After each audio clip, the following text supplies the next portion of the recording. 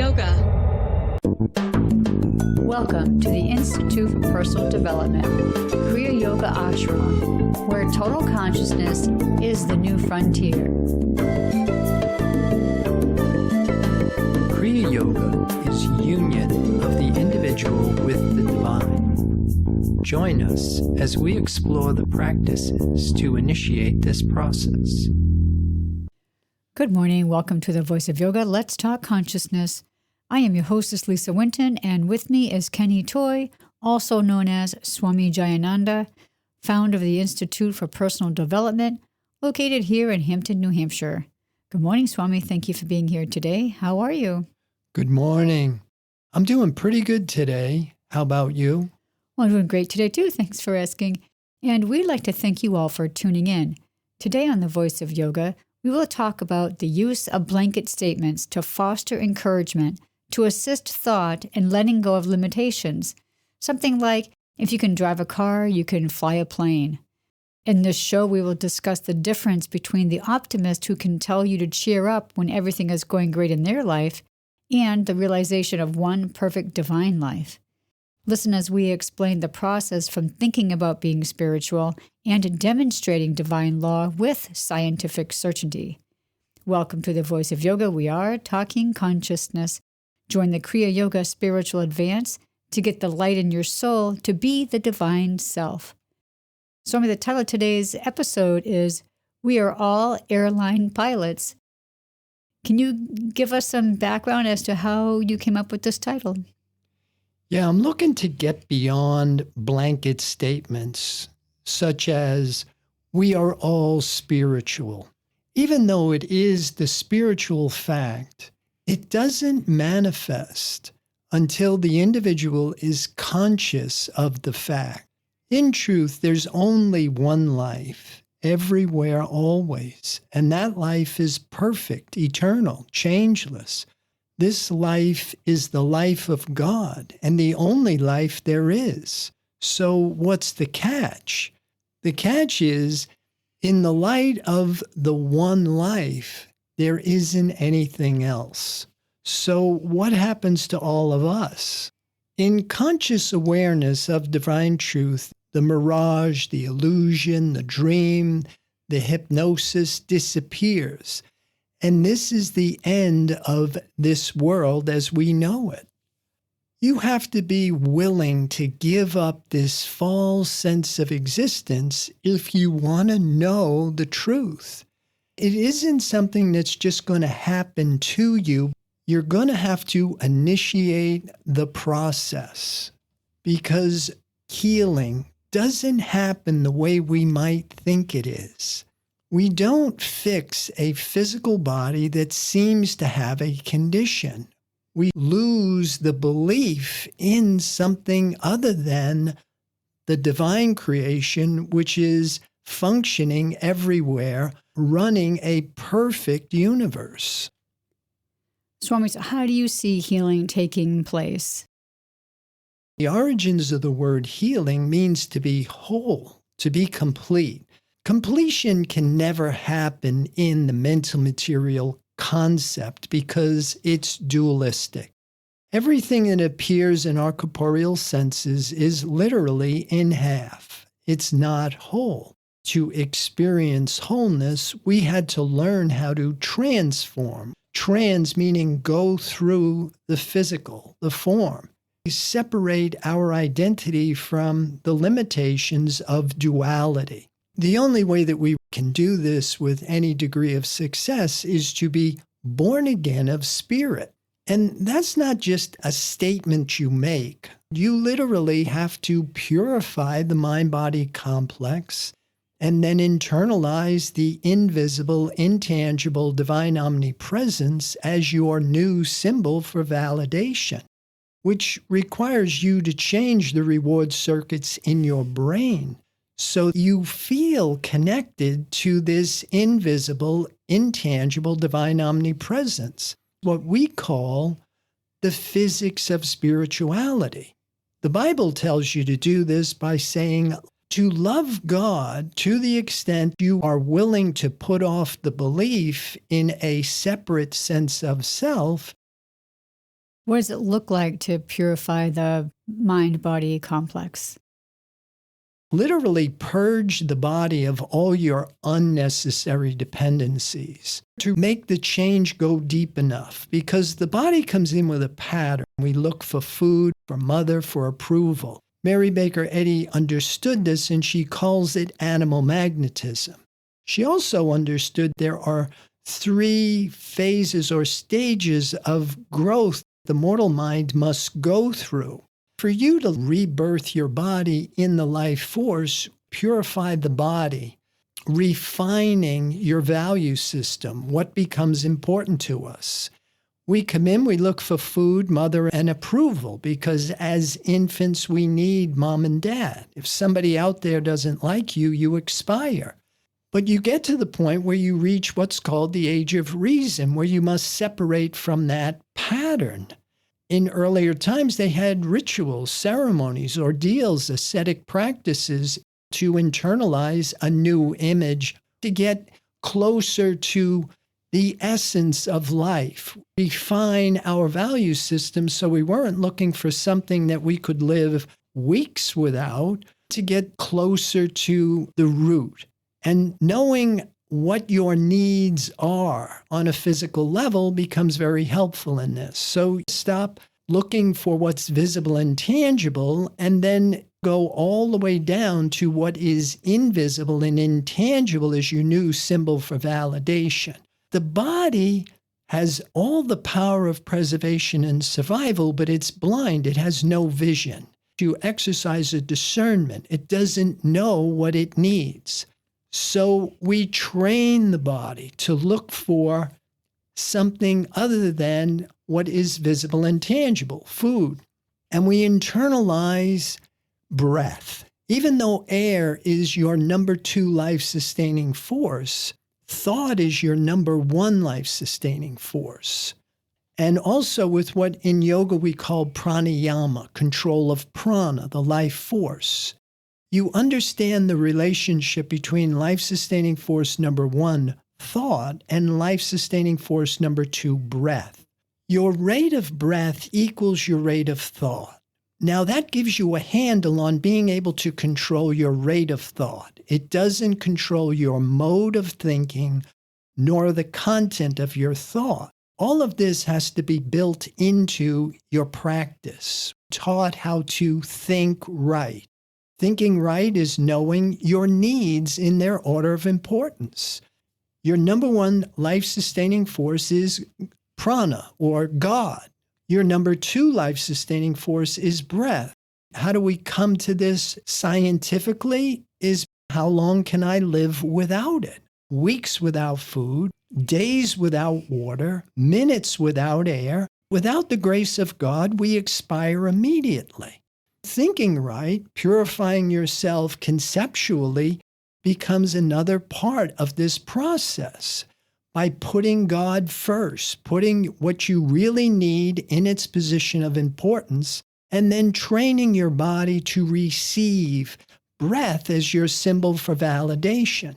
If you work with this practice, you will eventually get yourself to what yogis call the breathless state, where you can circulate prana, the life force, independent of breath. You can start with controlling your rate of breath, reformatting your value system with the right symbol in its position of importance, and then with perfect practice, you'll start to make advancement. Let's get back to talking about healing. Could you explain what is the difference between a spiritual healing and a healing from this physical world? Well, the difference between mental material and spiritual healing is anything done in duality, under the law of karma, matter and mind, driven by the belief in 2 powers. Spirit is the only self-existent power. Matter and mind rely on belief for the appearance of power. As long as we believe in the testimony of our corporeal senses, we give it the power we think it has. Once you start to control how you think, and you're able to eventually stop forming thoughts and opinions based on information coming through your corporeal senses. And you learn to make your mind an avenue of awareness for the presence of divine mind. And you can allow divine mind to do its knowing in your awareness to externalize a different image. In the Bible, it says, "Except the Lord build the house, they labor in vain that build it." If we do anything with human will and personal sense, it could be done for good or for bad because we're under karmic law. But if the divine mind does its knowing, then it can only be done for absolute goodness. Swami, so how will we know if we just experience a spiritual healing? Well, this is the tricky part. Healing can be just as confusing as everything else because with thought and belief, we can change finite bad to finite good, which eventually will become finite bad. Typically, what you're looking for is instantaneous healings. Spirit is out of time. And so in the Bible where it says, "I come quickly," spiritual healing does not require time. Anything that is made by the divine principle is enduring. There's no relapse. And another thing that you can start to look for is a healing across the board, surrounded by absolute goodness. Everything is in the rhythm of absolute goodness.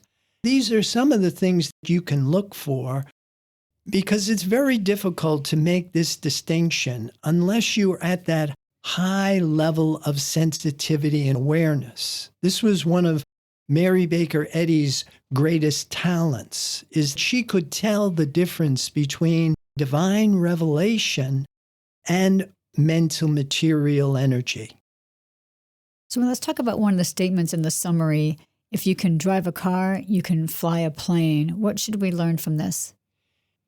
This is what we're talking about. Sometimes we make these statements to foster encouragement, to help people get beyond their fears and doubts and limitations. There's a positive side to it, and the other side you have to watch, especially in the spiritual community, is this idea of oversimplification. Oftentimes people say, "Well, I'm spiritual," and yet there's no demonstration. It's just a declaration. So one of the things that I find to be very helpful, if this is what you're looking for, if you're looking to know yourself spiritually, if you want to know the truth, then listen to what people say, but then watch what they do. To learn this, you must learn it from somebody who can do it. Without the demonstration, oftentimes you've got to question what people are saying.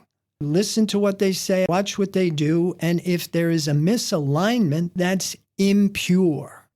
To be pure in yoga, you must think, feel, say, do one in the same thing to develop trust. We're going to pause right here to hear a word from our sponsor. Listeners, we'll be back with you in just a few moments. Kriya Yoga Asana class is a module fitting into the master plan, leading the practitioner to the experience of total consciousness by attuning the mind-body complex to the divine idea.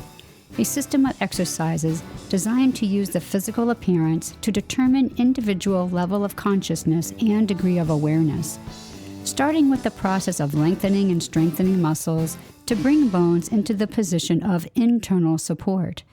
We educate thought up to spiritual apprehension, because when spirit is cause, it calls into expression the beauty of holiness, making creation perfect.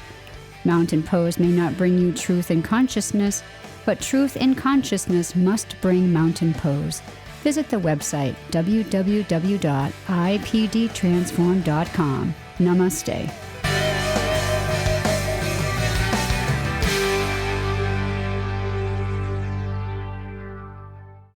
Welcome back. For those of you just joining us, you're listening to The Voice of Yoga, and we are talking consciousness.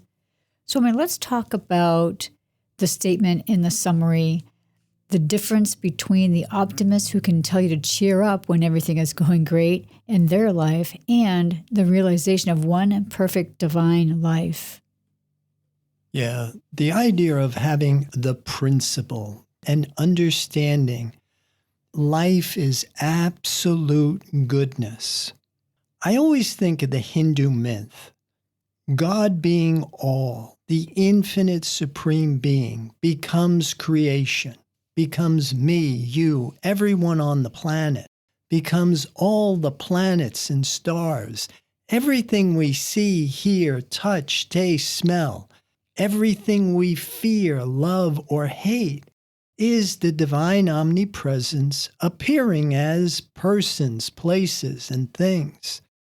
You can believe this or not, and unless you know this is true, you will, as Jesus says, die in your sin, which means missing the mark. You're in the wrong self.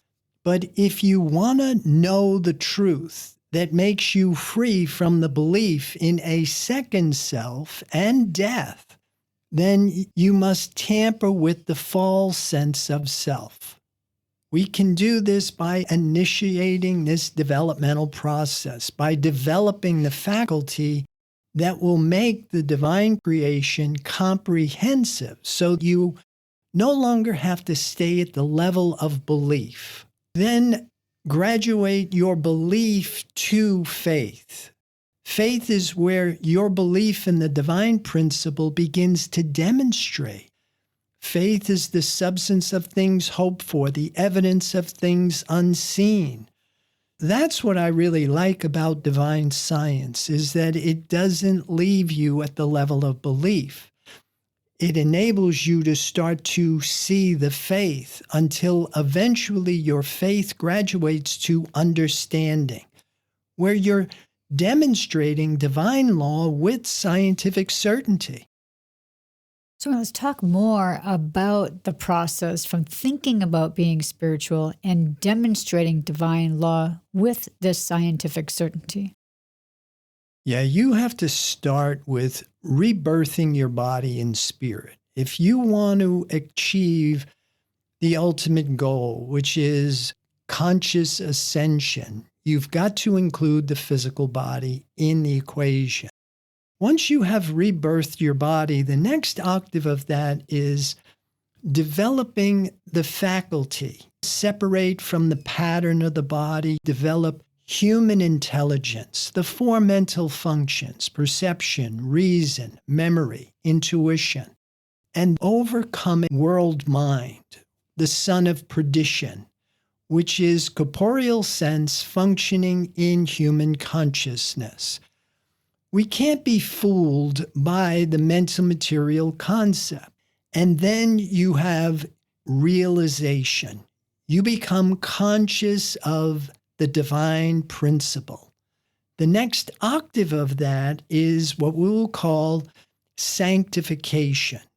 This is the point where your conscious awareness of divine mind allows divine mind to acknowledge itself as you. Then the final phase of this is revelation, where you are able to let divine mind do its knowing in your awareness. So you're no longer doing it with thought and belief. You're letting the Lord build the house. Because human thought is dualistic. It's under material law. For every action, there is an equal and an opposite reaction. This perpetuates the cycle of death and rebirth. But once you have stopped forming thoughts and opinions, and your mind is reflecting the divine image and likeness, you will start to see a dramatic difference because you are conscious of the perfection of being.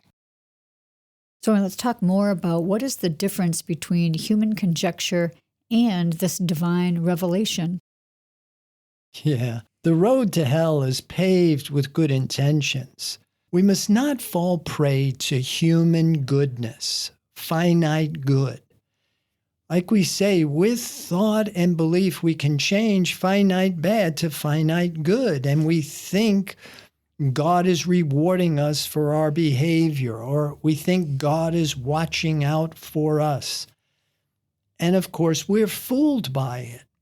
In Revelations, looks like a lamb, speaks like a dragon, or Judas, the son of perdition, or what Mary Baker Eddy wrote in Science and Health with Key to the Scriptures.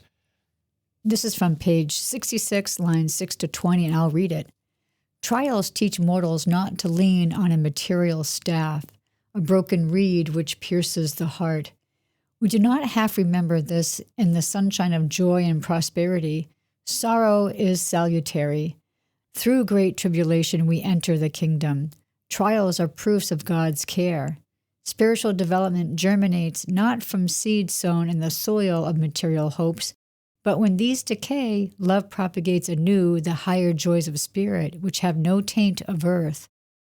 Each successive stage of experience unfolds new views of divine goodness and love.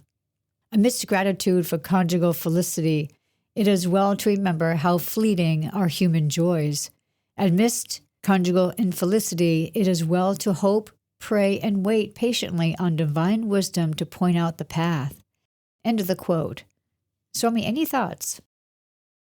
Yeah, it's very easy to think you're spiritual when you get an outcome, when things in the outside world all of a sudden seem to be falling into place. And this is what I think she's trying to caution us about. We do not half remember this in the sunshine of joy and prosperity. This half remember. Remember, anything that is done with human will and personal sense is dualistic. It's in half. And we really want to start to reflect the divine image and likeness. And we can only do that in the silence and stillness where we have given up or put off the old man. So she's really cautioning us to test what it is we're doing. I always think about when a blacksmith makes a sword or a knife. They spend endless hours cutting, shaping, polishing steel, tempering the steel. But the moment of truth comes when they ring it on the anvil. They all look great on the mantelpiece. But if you don't test it, you can't just go by the appearance. And when you're experiencing things that would not be of divine quality, sickness, suffering, disease, lack, or limitation, we know we're not conscious of divine truth. So what Mary Baker Eddy called the wolf in sheep's clothing was more of a barrier to her cause than was the sickness, the idea that she called healing the sin, because the sin is missing the mark. It's when we are drawing from fear and limitation or sowing to the flesh and not the spirit, but we think we're spiritual. And we have this also from Science and Health with Key to the Scriptures, page 103, lines 12 to 17, and I'll read it. Mind science is wholly separate from any halfway impertinent knowledge, because mind science is of God and demonstrates the divine principle, working out the purposes of good only. The maximum of good is the infinite God and his idea, the all in all. Evil is a suppositional lie. End of the quote. Again, Swami, your insights. Yeah, again, she makes reference to the halfway impermanent knowledge. This is being able to distinguish the difference between thought and idea. Thoughts are dualistic. Thoughts report in our five corporeal sense mind. We can use the testimony of our senses to help us perceive what God didn't make. Now, if we are not getting the coincidence between the human and the divine, then we know we're not conscious of divine truth. Having the testimony of your senses is very helpful in this way. But to be fooled by them is what we want to be able to distinguish, the difference between thoughts and ideas. And Swami, this does remind me of the Bible verse that we've been talking about this for some time. This is from James 2:20. I'll read it. But wilt thou know, O vain man, that faith without works is dead? End of the verse. Swami, what can you tell us about this? Yeah, we can say anything. We can want, but can we demonstrate our words? To say we are all spiritual may instill some ray of hope, or even to believe we are all spiritual, or think it offers little because it is a halfway measure. If we do anything with human will and personal sense, it has the qualities of material law. It's a mix of good and evil. So how do we get out from under this is by starvation, by not forming thoughts and opinions, by keeping our mind an avenue of awareness for the operation of divine mind. Because when spirit is cause, creation is perfect. So basically, we stop trying, striving, struggling, seeking, planning, asking, and we let divine mind do its living in our awareness. And we sit back and we watch the unfoldment of the divine perfection. So, Swami, are we all airline pilots? Yeah, in truth, we are all everything that God is. We know everything that anybody on this planet knows. But like we say in Kriya Yoga, namaste. We are all equally divine, but we may not be all equally sensitive or aware of our divinity. We can cultivate our ability to know this truth, and we can enlist strategies we can employ so we can stop interfering with the divine idea, which is flowing freely for anyone who has eyes to see or ears to hear. But if you try and do this with the mind we're using to get us through this lifetime, you'll wind up, as Jesus said, you'll die in your sin. You will walk defenseless among non-existing powers which seem to do harm. So I would recommend, just like I would say, if you can drive a car, you can fly a plane. You learn how to fly a plane. You learn how to be born again of spirit. You learn how to control how you think. And you wait until divine mind acknowledges itself as you. And then what you're doing will be ordained by the divine principle. But every one of us is connected to this one perfect divine life. That's a spiritual fact. Whether you are demonstrating that with scientific certainty is entirely up to you to make that decision. Swami, thank you for your insights for today's episode. We are all airline pilots. Listeners, be sure to visit the website www.ipdtransform.com. On any of the pages, as you scroll down, you'll see several buttons there that you could press to further your understanding. Swami, any final thoughts about today's podcast? Well, I would like to encourage people to join the Kriya Yoga Spiritual Advance to get the light in your soul and be the divine self. Namaste. Thank you for listening to our program, The Voice of Yoga.